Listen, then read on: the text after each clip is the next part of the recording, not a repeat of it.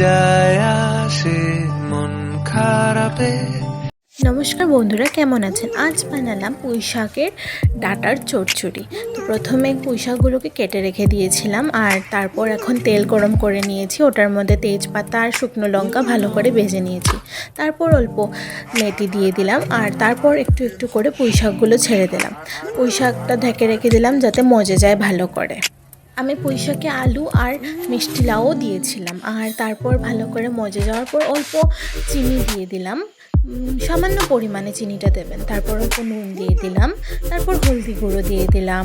তারপর আস্তে আস্তে করে দুটো তিনটো করে লঙ্কা ফাটিয়ে দিয়ে দিয়েছিলাম।